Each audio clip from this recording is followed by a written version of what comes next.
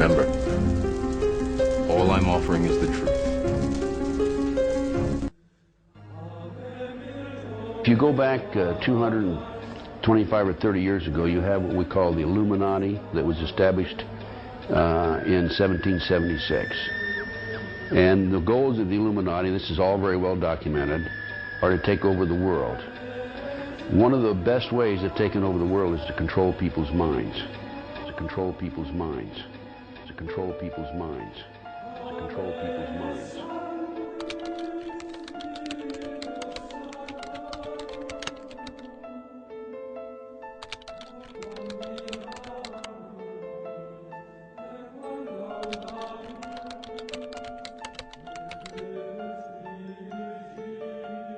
You'll notice that all these people who say these things never offer any proof, never offer any documentation, never can prove what they say. It's just blather, so much blather. Keep you spinning your wheels, chasing myths, spinning around in eddies, these little whirlpools by the side of the stream while the world passes you by. And there's lots of them out there. Lots of lies. You see, the problem that people have is they listen to this from somebody and they think that that somebody is trying to do them a favor, and so they believe it without checking.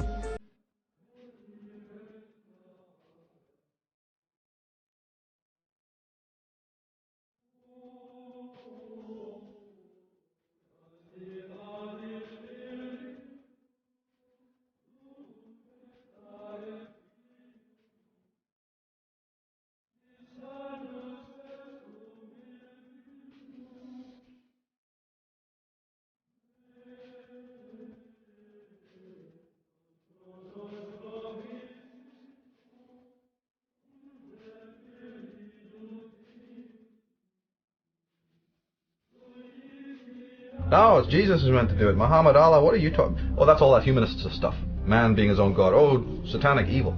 So we already know that, that's not a common held theory. But wait a minute. What then is the motive that makes people refute that statement? Before we get into what they're into, you're a Christian. Why would you feel motivated to not accept that man is his own savior? I'm very interested in that. I'm very interested in as to why you, not the cult, not the clan, not your guru, why you would, have a problem with that. What's in your psychology that has made you in the 20 years of your life, or the 25 years of life, or the 40 years of your life, not have enough brain cells to realize, my God, that's the bottom line. Because in my opinion, if you don't accept that, you are an unsane person. You're not insane, you're unsane. You're toxic, and you need to be quarantined or something. You need to be quarantined or something. Now, just who owns this world anyway? People get this idea, I am God. I am God. I'm God. I'm God. I'm God. I'm God. We're not such big shots, folks, okay? You're not God, okay? And the job's not even available anyway. But I can certainly tell you that those quotes that have been taken from the book Magic and Theory and Practice have been totally misinterpreted. This is a case in point I was just talking to you about, Doug, is that people take one little line from Magic and Theory and Practice about the child sacrifices and so on without even printing the whole passage. People need to go to that area of the book. In fact, they need to go to the book and read it about the incredible, beautiful, the spirituality of that man and of that book. Even if you took this out of context, though, I mean, just logically speaking, you are apologizing for something that is very clearly a huge part of this New World Order agenda. I mean, people have spent a lot of time implicating Aleister Crowley as a major player in this New World Order game, and here is this guy defending the hell out of this guy. I want to continue to show you some of Tsarian's beliefs and how they are Masonic to the core, right down to his hope for reducing the population and a dislike of the idea of man as the head of the family, and getting rid of all borders and national sovereignty. He will go through a list of things that he implies came into the world through the idea of the Hebrew God in the Bible. He also throws in some obviously bad ideas that I guess he wants you to think that God likes. We have culture based on acquired inheritance. We have walled cities, enclosed cities. We We have the domestication of animals. We have meat diet. We have the family organization now with the male at the head. We have the phenomenon of overpopulation. Even the idea of suggesting that in a utopia no one would eat meat is interesting to me, because in the Bible it makes a vivid description of what the New World Order system will look like, and oddly, Tsarian's hope for humanity is close to what we see presented here. In 1 Timothy 4 verse 1 it says, "Now the Spirit speaketh expressly, that in the latter times some shall depart from the faith, giving heed to seducing spirits and doctrines of devils, speaking lies in hypocrisy, having their conscience seared with a hot iron, forbidding to marry, and commanding to abstain from meats."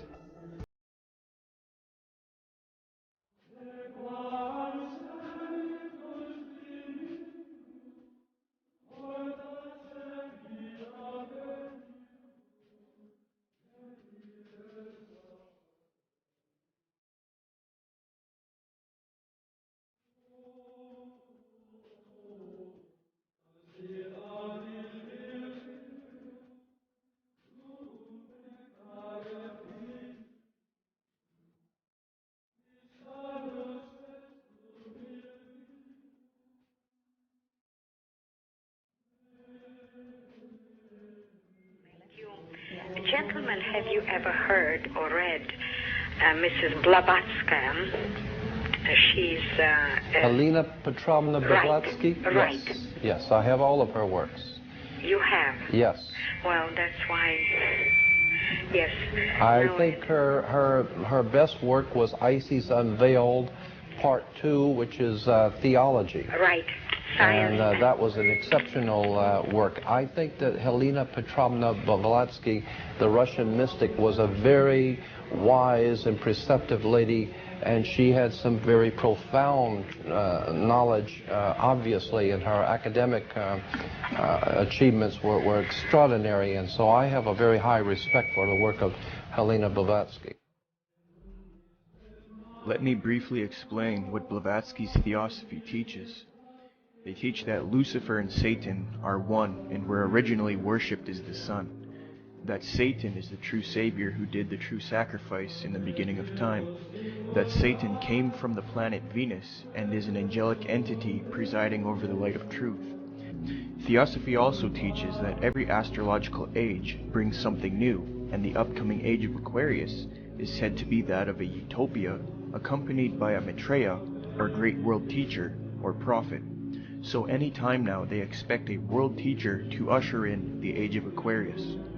They believe Jesus just represented the previous age of Pisces, in that Christianity stole from the ancient mystery schools. Basically everything the film Zeitgeist talked about in the first part is what Theosophy believes to this day. And just like how Zeitgeist has advocated a New Age utopia, the Theosophical Society's objectives were to promote the idea of a universal brotherhood of humanity. Don't you find it striking that the atheist New World Order researchers who are supposedly exposing the big Christ conspiracy get to make books, they get to go in films, go in television, go in documentaries and make all this money, like Acharya S., Peter Joseph, the creator of Zeitgeist, Jordan Maxwell, and David Icke, while the Christian New World Order researchers who expose the Satanic Empire and inform the people of the truth of Christianity get killed and jailed, such as William Cooper, John Todd, Fritz Springmeier, and Philip Schneider.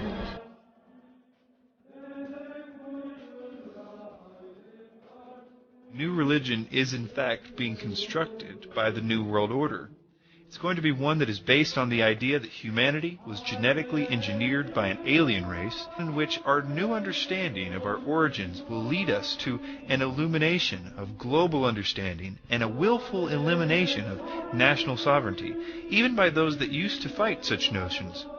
And in this new global utopia, there might be people who say things like, "Our Bible told us that this false peace was going to happen, and it said it would look just like this, and that it won't last but a few months before all hell breaks out."